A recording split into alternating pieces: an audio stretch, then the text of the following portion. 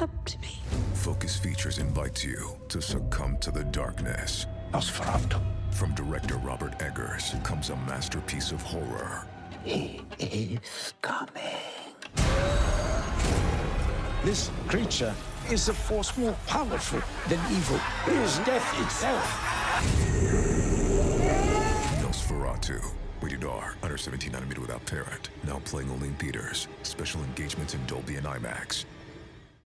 This episode is brought to you by AWS. Amazon Q Business is the generative AI assistant that can securely understand your business data, summarize results, and streamline tasks.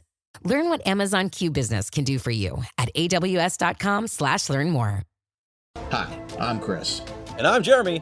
And I'm Fergal. And we're from Movie Smash. Comic book movies are having a golden age right now with the MCU. Movies based on comics aren't necessarily a new thing, but they're a big thing. Join us every other Tuesday on Movie Smash. We explore these movies and find some hidden gems. Every other week, we revisit some of the best. And some of the worst movies based on comics or graphic novels. Was Green Lantern as bad as you remember? Heck no! Is Time Cop the most accurate time travel movie ever created? Absolutely. Was Mystery Men way ahead of its time? Should they be revisited? Should they be forgotten? Join us on Movie Smash and find out. Listen wherever you find your fine podcasts.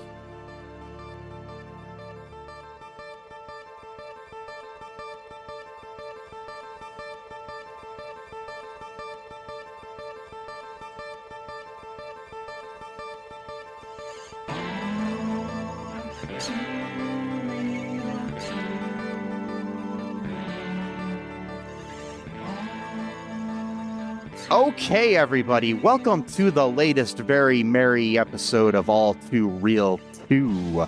My name is Michael E. Cullen II, and with me on this very merry day is... Sesame, family and friend more important than material, wealth, and Carta. That's a pretty long name, man. Can you afford it? It's not my longest, though. I think I had one that was definitely not your longest, but I'm just worried that you can afford it around this holiday season, you know? I've got good credit, so they just put it on my tab. It's fine.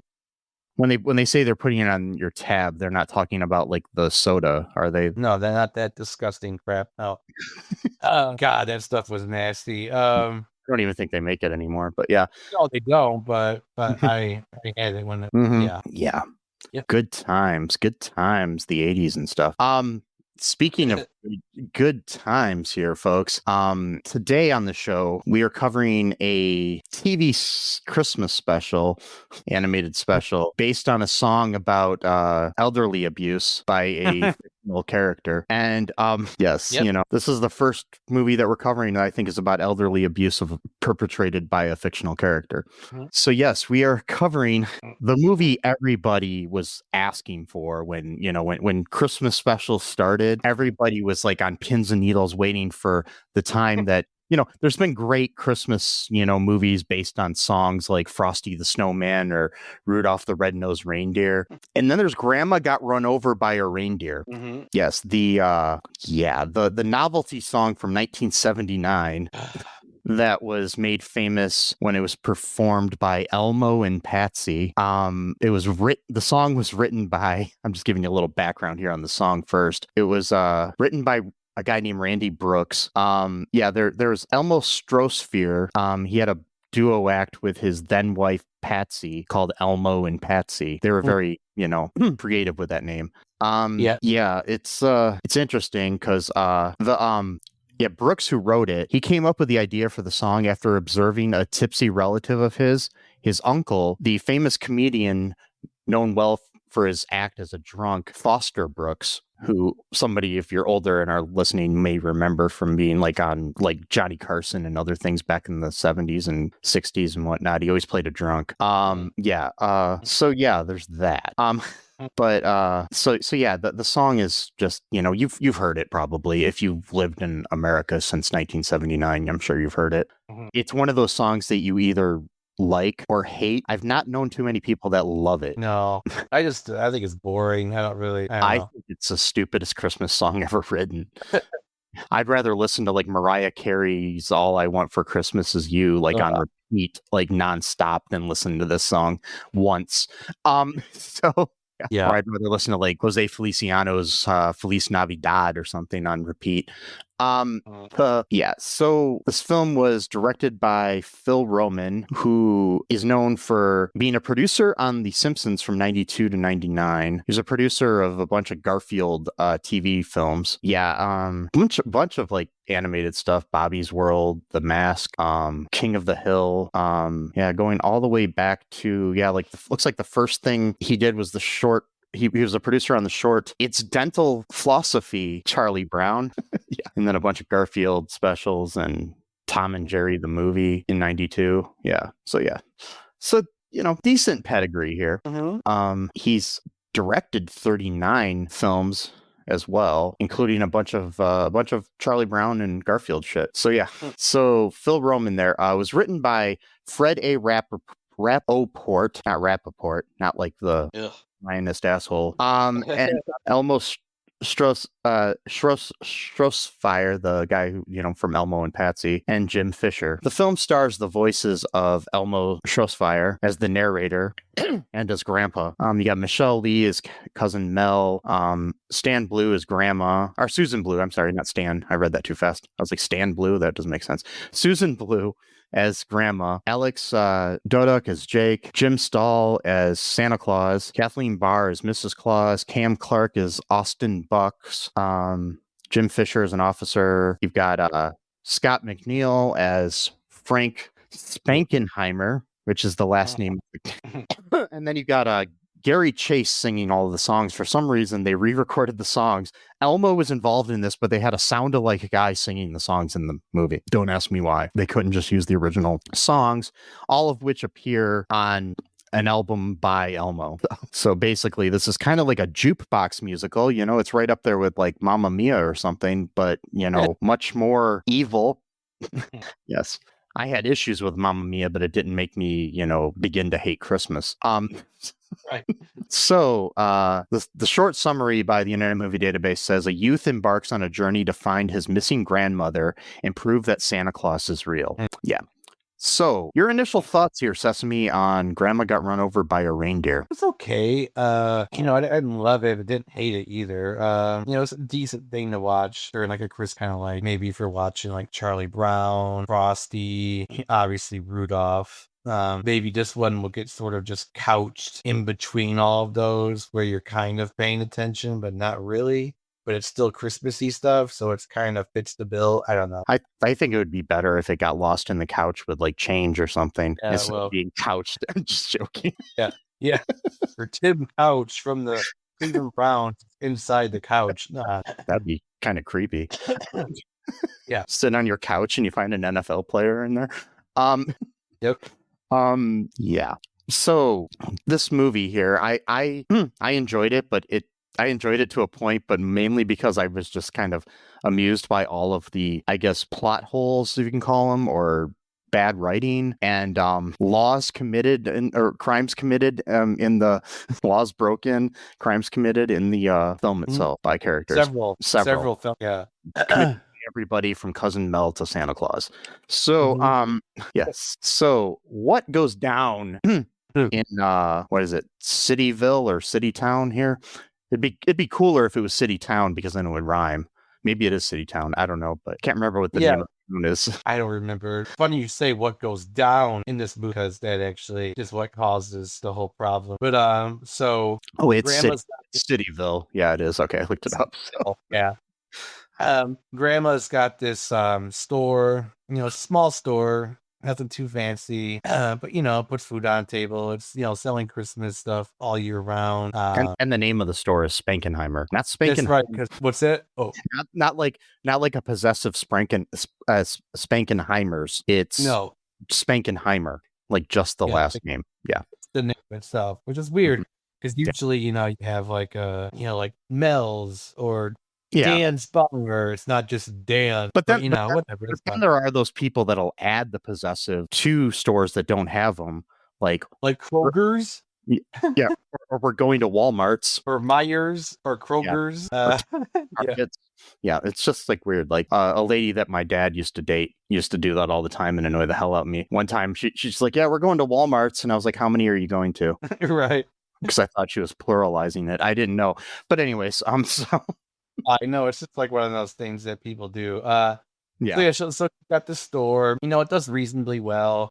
But this cousin, I'm not sure. Is she grandma's daughter or is she grandma's niece? Or That's what I'm really confused by, because grandma even refers to her as cousin Mel. okay, so all right, whatever. And then I guess she's from someone else that we don't know about. And she, is very materialistic. She wants more money. And so there's this guy, he's like a really business guy, he owns all the bill town. He wants to buy store so that could just be like part of his trophy or whatever. And obviously grandma doesn't sell, but Mel, it's the only part wow. of it's the only part of town he does not own. Yeah, because literally his building says owns all. He did it because owns. Yeah, he owns it all. That's funny, right? And so it basically that's like the conflict. She wants her grandma to sell. She doesn't want to sell, and that's final. But then they're having like a Chris gathering, and for some reason Mel's there. I don't know why she's around when like obviously she doesn't want to be around these people, but yet she's always is. So I don't really understand that. But I think it's mainly because nobody likes her, but the family. That's probably it.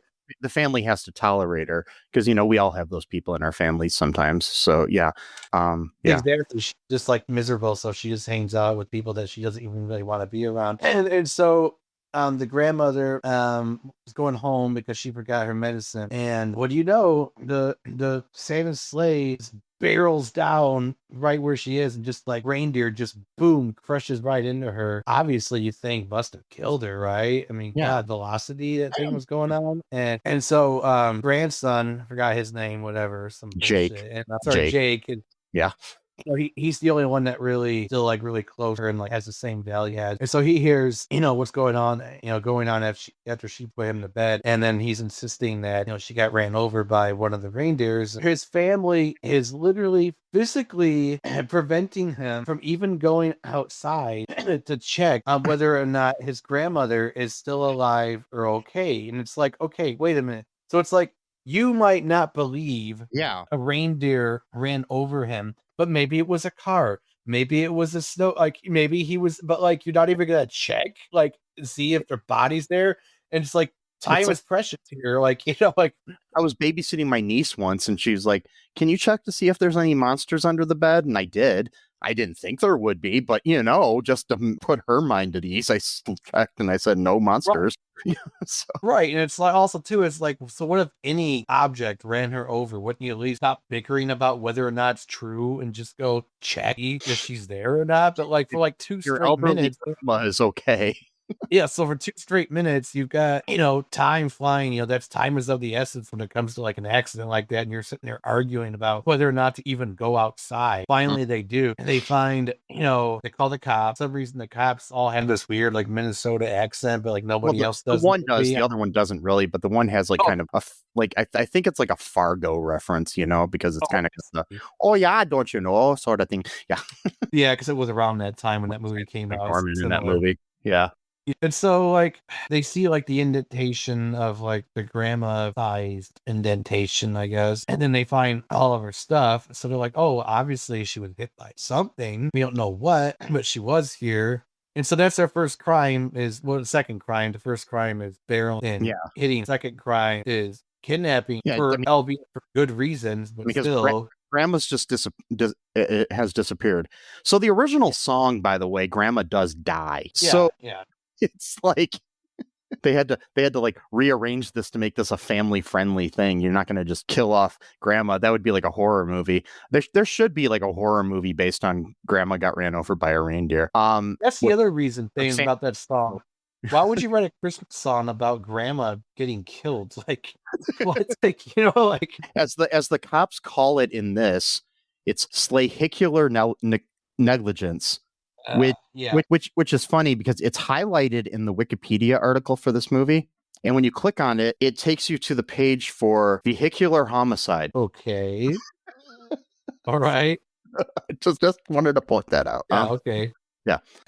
It's wow. Yeah. And then we got, so Grandma's missing and there's so months go by and they still haven't found Grandma. Yeah. It's like a whole year pretty much. Like, yeah. I'm just like, it's gets to be like September and they're still looking for, grandma. And so 9 months pass, grandma, and the store's business drops because grandma isn't there, because people go to the store because grandma's going to be there, so she's kind of like the old lady that everybody loves sort of thing. Right. And then cousin Mel comes up with a new plan to sell the store to Austin, Austin Bucks. Yep. I want to change my name to Austin Bucks. Austin Bucks. Yep. Yeah.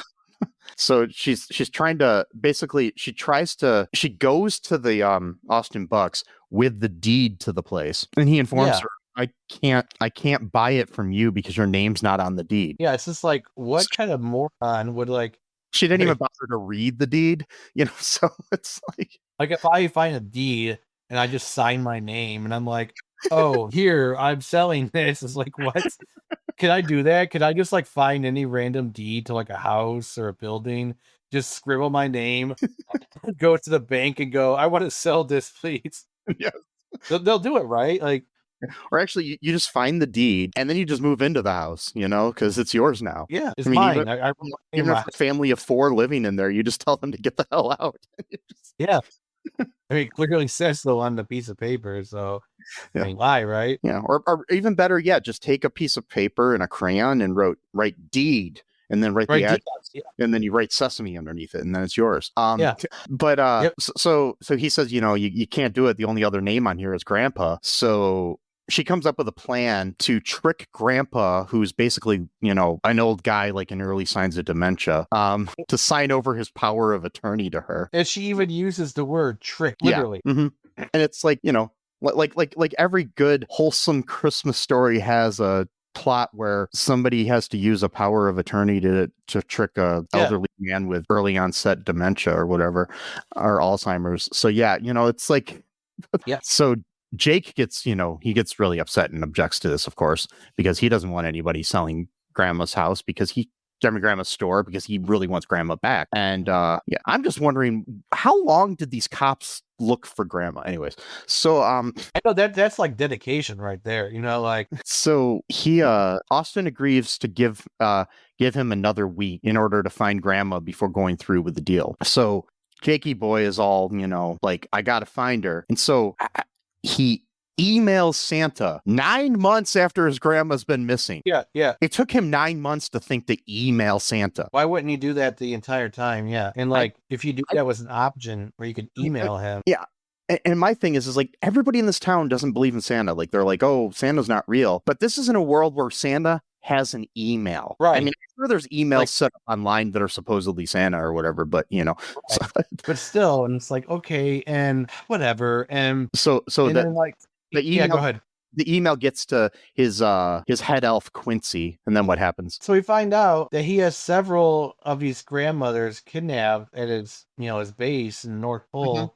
And all of them apparently have amnesia, because I guess each time you get hit by a reindeer, automatically gives you amnesia, apparently. I didn't know that. But I guess that's a specific thing. If you get hit by a reindeer, only a reindeer. If you get hit by a sleigh itself, you're fine. You're not going to forget who you are. But and in this world, much like the lore of Santa in the real world, he knows when you've been naughty and he knows when you've been nice. He knows where you live. Yeah. He knows what gifts a kid, he knows what gifts people wanted when they were a little boy and stuff. Yeah. But he doesn't think to hey, maybe I know that this is Grandma Spankenheimer. Maybe I should take her to the Spankenheimer family, even though she has amnesia, because I think the best place for her to be taken care of is maybe a hospital or by her fucking family, not in a random room at the North Pole. Because not only that, they're just laying in the middle of the room. They don't even have their own room. That's kind of weird. They're all laying there. I was surprised they weren't sharing a bed in Willy Wonka or something, no privacy, no nothing. You're just in the middle of an open spaced room. I would hate that. I would not feel comfortable at all. He's kept her for 9 months. I watch a lot of those cop shows and stuff, FBI and FBI's Most Wanted and Criminal Minds and stuff. This is really something out of that. Yeah. Santa, he's a criminal. And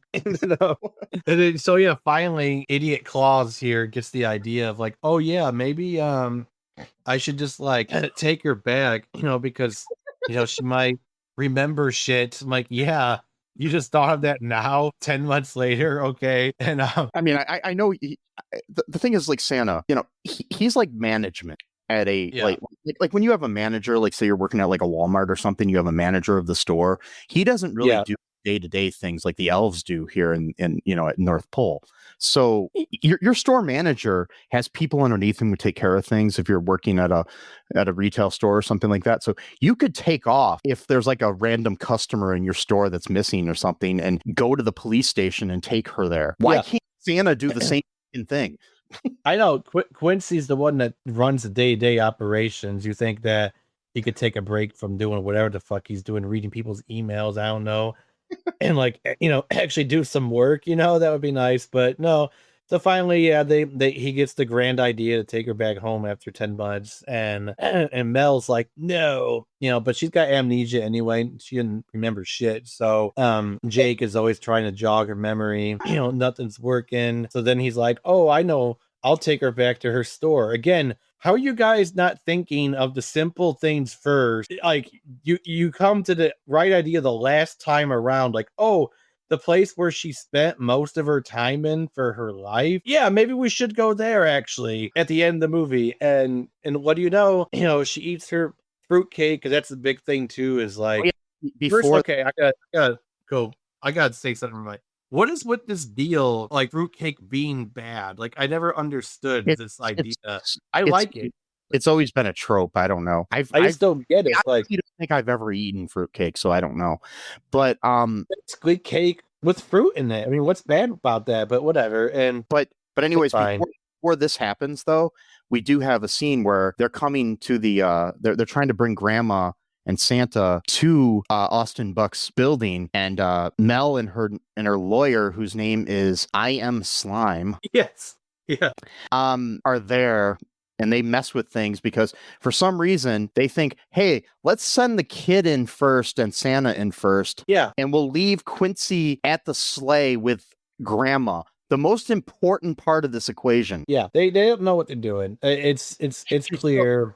She still has amnesia at this point. So Mel and I Am Slime steal Grandma and kidnap Grandma, I should say, and lock her up in this cabin. Okay, so we got kidnapping and false imprisonment. So yeah, that's a hefty crime right there. And so Grandma's there, and eventually Jake figures out that she's there and helps her escape, but still trying to get her to remember things. And there's so now though, before when she was missing though, Mel decides that she and the whole family are going to sue Santa because Grandma's missing and it's his fault. Yeah, which is true. What a bitch. No, it is true though. I mean, yeah, why would you? Because they even do a flashback where he's like, oh dear, she needs medical attention. That's why I'm going to fly her to the North fucking Pole instead of a hospital. And he left a note there in the snow. Yeah. He was like 30, he was like maybe 30 feet from the house. Yeah. That her footprints just came out of. Why not put the note in the mailbox or on the door if you don't want to be discovered as Santa? Exactly. We do something. You like get lost. But Mel, I guess, got the note. So she's been hiding the fact that Grandma's been kidnapped by Santa this whole time. So she actually does believe in Santa, though. Yeah. So then eventually though, Jakey gets her out of there, and Jakey. Yeah. And then there's like some kind of like a bottle which looks like poison there as well. Yeah. And so he takes that and Grandma, and then eventually he has Grandma, bake her cake, and then he bakes one with this new ingredient that Cousin Mel had in this bottle. And somehow everyone can tell the big difference in a fruitcake recipe between, but that's the other thing too. I forgot to mention, Mel was going to essentially poison before all this stuff happened, before she got ran over. She was going to poison the fruitcake. So wait a minute. So now you're poisoning people? That's another crime right there. So I mean, basically what her plan was, she was going to poison one of the cakes that was going to go into the general store. Yeah. And then somebody would buy it and get sick. That's great. Yeah. Or worse. So then they would have to sell the store. But the thing is, you're going to get a lot less equity for that store if it's got a bad reputation. So you're not going to get... Exactly. That's stupid. What an idiot. Yeah. But anyways, I'm going to make everyone hate... Yeah, go ahead. I was gonna say Grandma eats her cake, and then all of her memories come flooding back. So Yeah. Yay. and then we have the trial going on, and at the last minute, right before they're about to say if Santa is guilty or not, Execute them or not, then they're gonna like No. no. they're gonna hang No. him in Town Square. Yeah. Or should I say Cityville Square, not Town Square. Yeah. Yeah. Cityville. It's right next to it's right next to Town Village. Yeah. Yeah. So they bring her in, and she's just like, I'm Grandma, I'm gonna save the store, or I'm not save the store, I want to save Santa. He's like, not guilty or whatever, blah blah blah. And then they decide eventually, after proving that Mel had tried to poison this cake and stuff, and they realized that what happened was that the special ingredient was somehow like reindeer nip. Yeah, whatever. Why? How? I mean, how? Like, yeah. How would you get access to reindeer nip? I mean, it's one of those ingredients that you accidentally create when you're like mixing things together. I do it all the time. And then I get like a bunch of reindeers outside my door, and it's really kind of a hassle, but it tastes really good, man. I mean, catnip smells good. I've never eaten it, obviously, but it smells good. Here's another thing though. They're catnip and stuff is basically like drugs for cats. So I'm assuming reindeer nip is drugs for reindeer. So now they're drugging reindeer as well. Exactly. That's great. Yep. We have a bad town here. Yeah. No, it's not a town. It's a cityville. Sorry, cityville is a bad ville. Yeah. We have a bad ville here. Yeah. It's gonna be, right next to incorporated community bird. Yeah. Sure. Sure. By the way, did I tell you the story a long time ago when I tried to get high by putting catnip into a banana and trying to use the banana as like a pipe and do it? There used to be like this thing in the 70s. You took like some kind of like nut or spice or something, and bananas and like banana peels, and like mix them together, and you're supposed to get high off of it. It didn't do anything. Like and people thought that if you smoked it, you could get a better high than like marijuana. And I was listening to a podcast where they were talking about this, and it proved that it did absolutely nothing. I think it was in an episode of Behind the Bastards when they were talking about. Oh yeah, it was in the or no, it wasn't Behind the Bastards. It was Stuff You Should Know, and they were talking about the anarchist cookbook, and that was actually I think that was one of the things in there. That book is crazy. I want to say it was like nutmeg and bananas or something. Yeah. Okay, nutmeg though does actually do some stuff, but you have to take an insane amount that actually will fuck up your stomach real bad though. Yeah. Because there actually are reports from like way back in the day, like hundreds of years ago, of people in England like ingesting too much nutmeg, and they would have like hallucinations and shit like that. And then like some of the pagans there actually used that as part of some of their rituals. But like it does like a fucking number on your stomach though. Like, but like you said, it's got to be like an exorbitant amount. It's not like, you put a couple sprinkles of nutmeg on your banana and you're all of a sudden high. I mean, like, even like people like when they put nutmeg in like a recipe, they just do like a little pinch for like the entire thing, like the whole pie, the whole cake. So that tiny bit of nutmeg is being distributed all throughout this. You got people drinking entire bottles of this shit. No, man, like that. That's terrible. I mean, I've heard stories people going in the hospital with just the worst stomach pains they've ever had in their lives. So So then we got cousin Mel gets arrested for obstructing justice and almost ruining Christmas. That's what they actually said. Yeah. And the judge lets Santa go after the truth is uncovered. And then Austin, realizing how much the family cares about their business, offers to franchise Grandma's store throughout the country. Yay. Yeah. And then Grandma, towards the end, accidentally opens up cousin Mel's reindeer nip fruitcake, causing a reindeer to run her over once again. It's like, God damn it. Like, and then Jake and Grandpa rush to help her, and nobody stops him this time. Yeah, no one stops, and she looks all woozy. So I'm like, does she get amnesia again? Like, we got to do this all over again. See, like the concept in a lot of like Christmas movies and specials is that, where you have the thing where it's like, oh, nobody believes in Santa, and then you find out, oh, he actually is real. It's usually like they'll say something like, if you believe enough in Santa, then he is real. There's nothing like this. Santa just walks up to regular people, and everybody, even people that don't believe in Santa, see him and understand he is Santa. Exactly. There's no matter of belief. It's just like knowledge of something existing. Like, Yeah. oh that's Santa. We got him in a holding cell right now because he kidnapped someone. So that's just what he does every Christmas. Apparently, it's not even like like Miracle on 34th Street where the guy is Santa, but nobody believes, or he could be or couldn't be Santa. You don't really know actually. So but some believe he's Santa and some people don't, but then you have the letters come in from all the kids around the world. Yep, like this proves it. And then you get that feeling in your heart and you shed a little tear while you're watching. That's how I felt after watching this movie. I was like, man, this is the most emotional Christmas special I've ever seen. It makes you believe again, doesn't it? I was bawling my eyes. Yeah, it does. It really does. Well, it makes you believe that crimes certainly still exist because multiple felonies, kidnapping, false imprisonment, poisoning or attempted poisoning rather, slahicular homicide, forgery. That's another one, forgery. Well, not forgery, but rather trying to sell something that's not yours via elder abuse or / elder trickery. So that's tagged on to the many list of crimes. Take advantage of the elderly or whatever you want to call it. Yeah, elder abuse. Yep, we've got a lot of crimes in this movie. A lot. Yeah. And Cityville apparently has got a lot going on. So yeah. I don't think I'd ever want to go to Cityville. It sounds like a rough town, It does. A rough Cityville, I should say, not a town. With the ratio of crimes to amount of people who live there, that's like, it seems pretty bad. And I want to point out that this movie first was released in October on home video first of in the year 2000, and then in 2001, I guess, or maybe that's whatever, it premiered on the WB, the Hello My Baby, Hello My Darling, WB,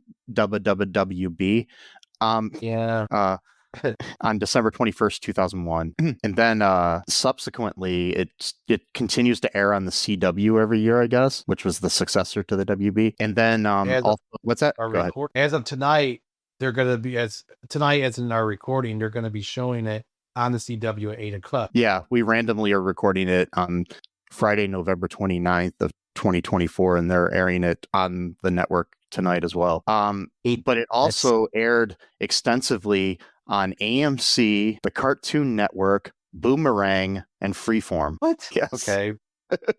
Whatever. So there's a good chance you can catch it this year somewhere on TV. If not, and you really want to watch it, go to the Internet Archive. It's there for free. Or YouTube, but it's 12 different parts. Yeah. Yeah. So, you might want to, if you want to watch it again and again and again, you can do it whenever you want. You don't have to wait for the CW or whoever to play it. Make it a family tradition every year.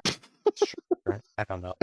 No, I'm not going to make that a family tradition. What I do make a family tradition is a Star Wars holiday special every Christmas. Yeah. So that, and then I'm going to start watching the Rhapsody Kids Believe in Christmas or whatever. Yes, so that's another good. Yes. God.